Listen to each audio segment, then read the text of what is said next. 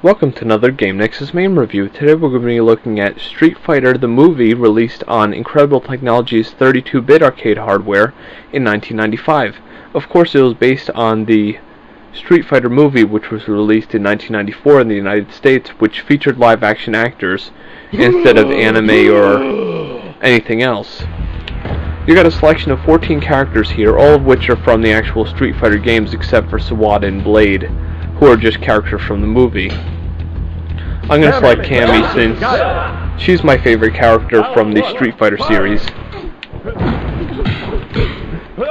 Basically, you just got a Street Fighter game here that's just like your classic Street Fighter games, except it's live-action actors instead of being animated characters. It's the standard 6-button layout that you're used to, nothing different there. All the scenes and the actors, of course, are taken from the movies. Like, this is one of the scenes from the movie. What I think is really cool is having the digital actors, kind of like the original Mortal Kombat game. Which, if you recall in my Mortal Kombat review, I really enjoyed the Mortal Kombat game because I thought the real actors looked a lot cooler than having the more animated characters from, And if you notice that right now, you saw Jean-Claude Van Damme flex his muscle like that. If you're in this stage and you press the start button, he'll flex his muscle on the screen. Let me do it again, watch. See? He'll just flex his muscle on the screen. That's like a hidden Easter egg. So when you're in this stage, anytime, just press start and you'll see Jean-Claude Van Damme flex his muscle like that. I don't know why they added that in there. Maybe Jean-Claude Van Damme's idea was to show himself off like that, but I don't know. But what you'll notice here is there's a lot of scenes from the movie going on in the background. And I think that really adds itself to making it feel more like you're in that world, like you're in a stage where you're seeing a lot of fighting. I don't know if I've made it more than apparent, but I hate mirror matches. So the computer always seems to be better at me because they can pull off the moves a lot quicker than I can.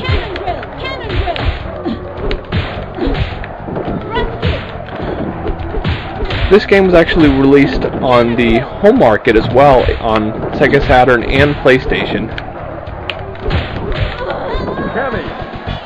Both in 1995, which was just a little while after the arcade game came out. The only big changes to the characters as compared to the movie is you're going to actually see them in the real game costumes, like Cammy's in her green or I don't know if that's blue or like purple leotard, instead of being in like her regular army fatigues like she was in the movie. So that's really the only thing they really did, was they put the characters in their real outfits instead of just having them in what they wore in the movie. Sawada is one, as I had mentioned, one of the two characters that's exclusive to this game. He wasn't in Street Fighter. He was one of Guile's commandos. Take him out. Got him.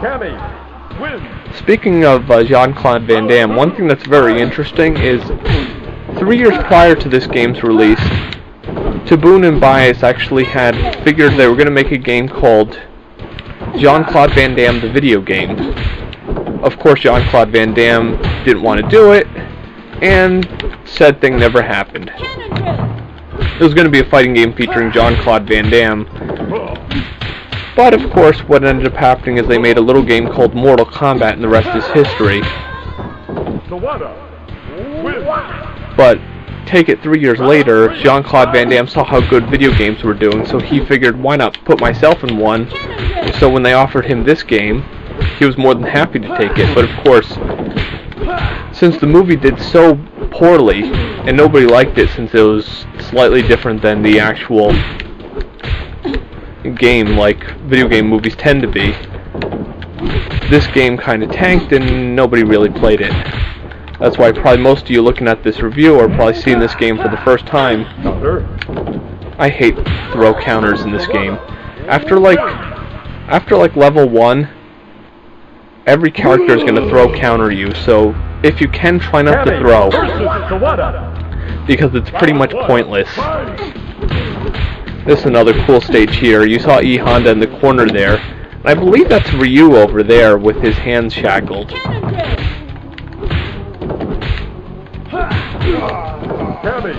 I took him out pretty efficiently there.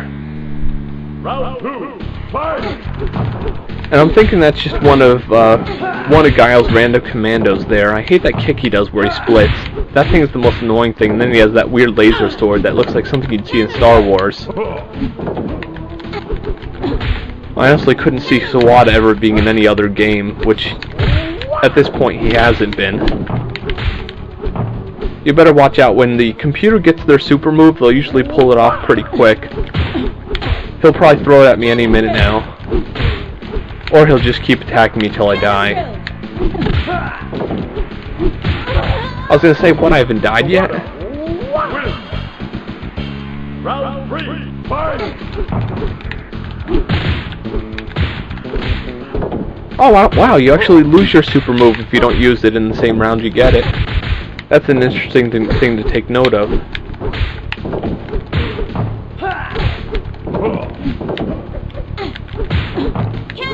Looks like he just used the super move. That was pretty crazy.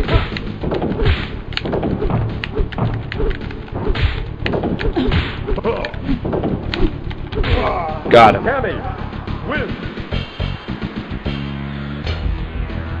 Mame versus Vega. Round 1, fight! But even though this game was really ignored by everybody, I honestly have to say this is a really fun game. There's no reason to ignore it unless you just really hate Street Fighter the movie, which I can understand if you're like many video game fans, and if a movie of a video game isn't exactly like its source content, you just kind of hate it. But definitely check out Street Fighter the movie. Very good game. I'd say check out either the arcade or the console versions. They're both all worth a look. And this has been another Game Nexus Mame review. I shall see you later.